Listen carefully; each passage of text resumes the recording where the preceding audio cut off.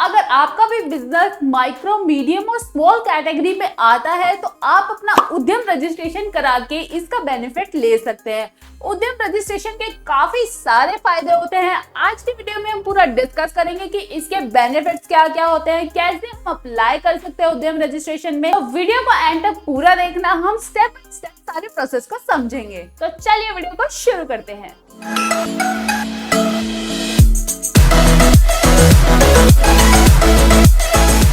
उद्यम रजिस्ट्रेशन करने के लिए ना, ये सबसे पहले हम ये जान लेते हैं कि ये कब आया था। तो एमएसएमई एक्ट के तहत ये इसको बनाया जाता है। हमें 2006 में एमएसएमई एक्ट आया था। तो उद्यम रजिस्ट्रेशन को पहले एमएसएमई के टाइम पे 2015 में एमएसएमई सर्टिफिकेट बोलते थे, फिर उद्योग आधार बोलने लगे 2015 से 20 में, और अब इसको बोलते हैं उद्यम रजिस्ट्रेशन। ठीक है, गवर्नमेंट फीस इसकी कुछ भी नहीं होती है, नील होती है, कोई भी पैसा नहीं लगेगा आपका।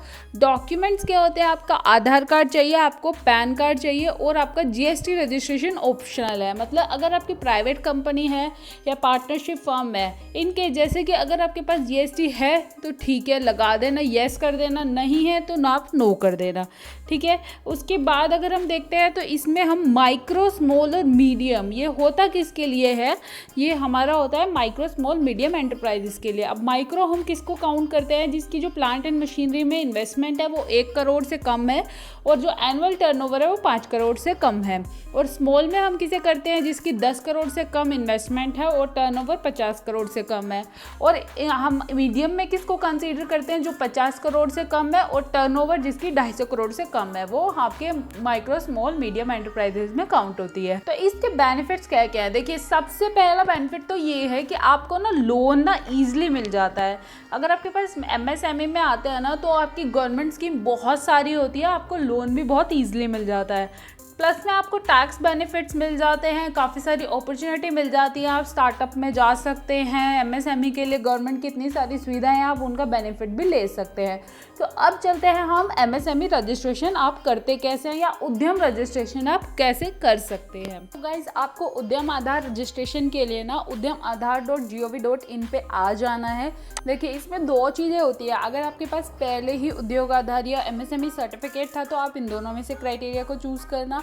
अगर आपके पास कोई भी फर्स्ट टाइम आप एज ए रजिस्टर्ड यूज़र कर रहे हैं, फर्स्ट टाइम आपके पास कोई भी एमएसएमई सर्टिफिकेट नहीं है, तो आपको यहाँ पर न्यू एंटरप्रेन्योर पर कर देना है क्लिक। न्यू एंटरप्रेन्योर पे जाने के बाद आपसे कुछ डिटेल्स मांगेगा, आपको वो सारी डिटेल्स फिल कर देनी है, जैसे आपका आधार नंबर, आपका नाम, वो सारी डिटेल्स फिल कर देनी है। देखिए, यहाँ पर खुल गया है, आपका आधार नंबर आपको यहाँ पर फिल कर देना है और नेम एज पर आधार। अब इस चीज़ में क्या होता है ना, कि अगर आपकी भी कोई भी प्रोप्राइटरशिप फर्म है तो आपको यहाँ पे अपना खुद का आधार नंबर डाल देना और नाम डाल देना है।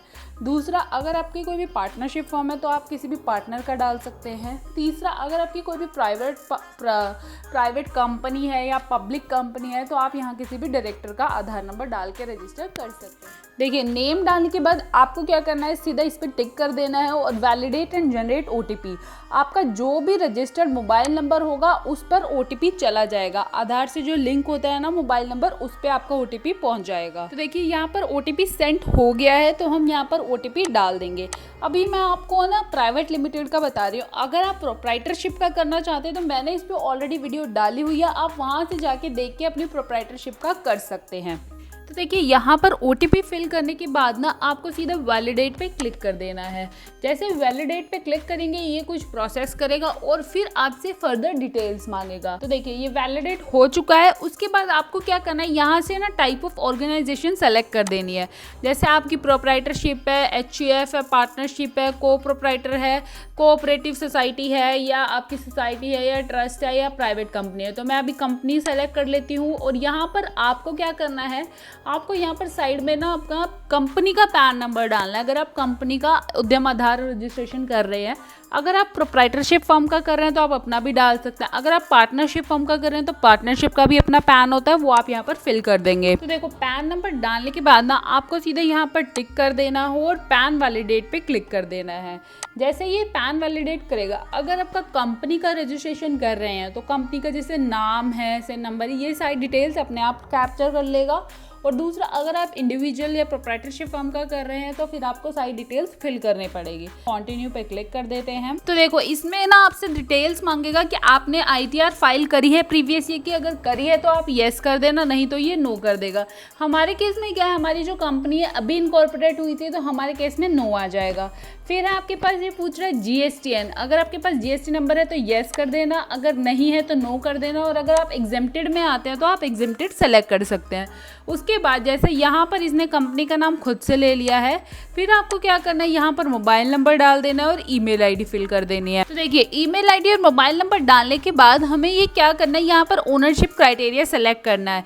आप इसके बेसिस पे अपना ओनरशिप क्राइटेरिया सेलेक्ट कर सकते हैं। फिर उसके बाद आपको सोशल कैटेगरी में आ जाना है, यहाँ से आपको चूज़ कर लेना है, जैसे हमने जनरल कर लिया, जेंडर सेलेक्ट कर देना है, और स्पेशली एबल्ड में आपको सेलेक्ट कर लेना है। ठीक है, फिर यहाँ पर नाम आपका कंपनी का खुद से आ जाएगा, प्रोप्राइटरशिप फर्म है तो आप एडिट कर देना। अब ये आपसे पूछ रहा है कि आपका प्लांट और यूनिट नेम, अगर आपका कोई प्लांट अलग से है तो आप उसकी डिटेल डाल देना। अगर आपका कोई प्लांट नहीं है, आपका सिर्फ यही जैसे हमारी कंपनी का नाम है वही ऑफिस है, तो आप वो सेम फिल कर सकते हैं। तो ये फिल करने के बाद आपको ऐड यूनिट पे क्लिक कर देना है। ऐड यूनिट पे जैसे ही क्लिक करेंगे आपसे फर्दर लोकेशन ऑफ प्लांट मांगेगा, तो यहाँ पर यूनिट आपकी ऐड हो जाएगी। फिर आपको क्या डिटेल्स फिल करनी है, आपका जो एड्रेस है यूनिट का, जैसे कि नीचे आ जाते हैं, यहाँ पर देखिए ये यूनिट का नाम मांग रहा है, नाम आपको सेलेक्ट कर लेना है यहाँ से, और आपको यहाँ पर आपको एड्रेस डालना है, flat number, name of premises, village, block, road, city, pin, state. ये सारी डिटेल्स को फिल करने के बाद आपको यहाँ पर ऐड प्लांट पे क्लिक कर देना है। ऐड प्लांट पे क्लिक करने के बाद आपको यहाँ पर ऑफिशियल एड्रेस भी मेंशन करना है। अगर आपका जो प्लांट का एड्रेस है वो और ऑफिशियल एड्रेस अगर अलग अलग है तो आपको अलग अलग फिल करना है, अगर सेम है तो आप सेम भी डाल सकते हैं। तो देखो हमारे केस में सेम था तो मैंने सेम फिल कर दिया है। अब ऑप्शन आता है लैटिट्यूड और लॉन्गिट्यूड का, ये सबसे इम्पॉर्टेंट है। यहाँ पर क्या करना है, आपको ना गेट लैटिट्यूड और लॉन्गिट्यूड पे क्लिक कर देना है। जो भी आपने एड्रेस डाला है ना, एक नया टैब ओपन हो जाएगा, जो आपने एड्रेस डाला है ना ये उस लोकेशन को दिखा देगा। आप यहाँ पर जो मैंने एड्रेस डाला है पुणे का डाला है, तो यहाँ पर मेरी जो लोकेशन दिखा रहा है वो पुणे दिखा रहा है, तो हमें पुणे में दिखा रहा है। अब जो ये यहाँ पर मेरा एरिया है ना जहाँ पर, वहाँ पर इसने रेड मार्क कर दिया है, आप देख सकते हैं। तो देखिए रेड मार्क किया हुआ है, तो आपको यहाँ से सेलेक्ट कर लेना है। जैसे मैंने ये डाला था, जैसे कि मेरा ना लॉन्गिट्यूड और लैटिट्यूड खुद फिल हो गया एड्रेस के हिसाब से, तो आपको यहाँ पे ओके पे क्लिक कर देना है। फिर आपको नीचे आ जाना है, आपको यहाँ पे UAM रजिस्ट्रेशन की डिटेल डालनी है। अगर आपके पास ऑलरेडी कोई है तो आप यहाँ पे फिल कर देना, नहीं तो NA कर देना। फिर उसके बाद आपको डेट ऑफ इनकॉर्पोरेशन डालनी है। यहाँ पे आपको डेट ऑफ इनकॉर्पोरेशन या रजिस्ट्रेशन, जैसे कंपनी के केस में आप इनकॉर्पोरेशन की डेट डाल देंगे। उसके बाद अगर आपका प्रोप्राइटरशिप है या पार्टनरशिप फर्म है तो आप वहाँ पर उसकी रजिस्ट्रेशन की डेट डाल देंगे। तो यहाँ पे लिखना है कि आपका जो प्रोडक्शन है या बिजनेस है वो कमेंस हो गया है, अगर हुआ है तो येस, नहीं तो आप नो कर देना। और अगर हो गया है तो यहाँ पर आपको डेट भी फिल करनी है, डेट ऑफ कमेंसमेंट की, अगर आपका जो बिजनेस अगर कमेंस हो गया है तो। फिर उसके बाद आपको नीचे आ जाना है। जैसे अगर आप नीचे आते हैं तो आपको यहाँ पे ना बैंक डिटेल्स पूछी जाएंगी। तो यहाँ पर देखिए जैसे बैंक की डिटेल्स पूछ रहा है, bank name, IFSC code, bank account number. इस केस में क्या होता है ना, अगर आपका कंपनी का है तो आप अपने करंट अकाउंट की डिटेल डाल देना, जो भी कंपनी का बैंक अकाउंट है। अगर आप पार्टनरशिप का है तो पार्टनरशिप का भी करंट अकाउंट की डिटेल डाल देना।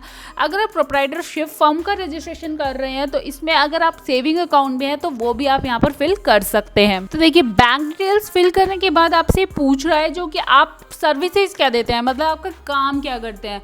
तो अगर मैन्युफैक्चरिंग करते हैं तो यहाँ से मैन्युफैक्चरिंग सेलेक्ट कर लेना। अगर आप सर्विसेज प्रोवाइड करते हैं तो आप यहाँ से सर्विसेज को सेलेक्ट कर लेना। तो सर्विसेज डालने के बाद आपको यहाँ पे सेलेक्ट करना पड़ेगा कि आप ट्रेडिंग एक्टिविटी करते हैं या नॉन ट्रेडिंग करते हैं।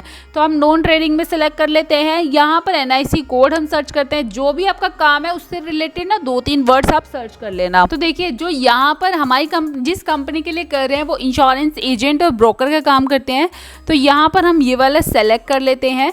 उसके बाद यहाँ पर जो सेकेंड नंबर में है NIC 2 digit code, NIC 4 digit code, NIC 5 digit code, तो ये आपका ऑटोमेटिक सेलेक्ट हो जाएगा, आपको चूज़ करने की ज़रूरत नहीं है। बस यहाँ से देखिए ये ऑटोमेटिक आ चुका है। उसके बाद आपको क्या करना है, यहाँ पर ये ऐड एक्टिविटी में क्लिक कर देना है। यहाँ से देखिए हम चूज़ कर लेते हैं और ऐड एक्टिविटी में यहाँ पर आपको क्लिक कर देना है। ये सेलेक्ट करने के बाद आपको यहाँ पर डाल देना नंबर ऑफ पर्सन्स एम्प्लॉयड, जितने भी आपके बिजनेस बिजनेस में पर्सन एम्प्लॉयड है वो सारों की डिटेल आपको यहाँ पर डाल देनी है। तो हमने नंबर ऑफ पर्सन एम्प्लॉयड की डिटेल फिल करने के बाद फिर से आपको नीचे आ जाना है। नीचे आने के बाद आपको यहाँ पर ना WDV की वैल्यू ये सब आपको डाल देनी है। आपकी प्लांट एंड मशीनरी में इन्वेस्टमेंट कितनी है, इस बेसिस पे ही ना आपकी सेलेक्ट होगी कि आप माइक्रो में आते हैं, स्मॉल में आते हैं या मीडियम एंटरप्राइज में आते हैं। तो अगर आपके कुछ भी स्टार्ट नहीं हुआ अभी बिजनेस तो आप 0 भी फिल कर सकते हैं। तो फिर आते हैं आप यहाँ पर हमारे को पूछ रहा है कि कुछ ये ना रजिस्ट्रेशंस होते हैं, अगर आप इनको येस कर देंगे तो आपको अलग से इनके लिए एप्लीकेशन की ज़रूरत नहीं पड़ेगी। अगर आप इनको नो करेंगे कि आपको ये सब रजिस्ट्रेशन भी चाहिए तो हम अभी इसको नो कर देते हैं, हमें नहीं चाहिए। उसके बाद आपको क्या करना है, यहाँ पर ऑलरेडी आपकी डिस्ट्रिक्ट आ चुकी है, उसके बाद डिक्लेरेशन करना है और submit and final get the OTP पे क्लिक कर देना है। तो यहाँ पर आपको OTP फिल कर देना है और ये वेरिफिकेशन कोड आपको यहाँ पर डाल देना है। जो भी आपको ये नीचे वेरिफिकेशन कोड दिया हुआ है ना, सेम एज इट इज़ यहाँ पर फिल कर देना। देखिए यहाँ पर OTP फिल कर दिया, वेरिफिकेशन कोड फिल कर दिया। अब यहाँ पर आपको फाइनल सबमिट पे क्लिक कर देना है। तो देखिए यहाँ पर लिखा आ गया है कि रजिस्ट्रेशन सबमिट सक्सेसफुली, आपका उद्यम नंबर आ गया, ओके पे क्लिक कर देना। देखिए यहाँ पर आ गया थैंक्स फॉर विजिटिंग उद्यम रजिस्ट्रेशन पोर्टल, यहाँ से आप अपने सर्टिफिकेट को प्रिंट कर सकते हैं। तो दोस्तों आई होप आपको समझ आ गया होगा कि आप उद्यम रजिस्ट्रेशन कैसे करा सकते हैं। लेकिन अगर आपको फिर भी कोई दिक्कत हो रही है तो आप मुझे कमेंट करके पूछ लेना। दूसरा, मैंने टेलीग्राम ग्रुप का लिंक डिस्क्रिप्शन में डाल दिया है, फटाफट से जाके ज्वाइन कर लो। और अगर वीडियो अच्छी लगे तो वीडियो को लाइक जरूर करना, चैनल को सब्सक्राइब कर देना ऐसे अपडेट सबसे पहले पाने के लिए। तब तक के लिए बाय बाय, टेक केयर।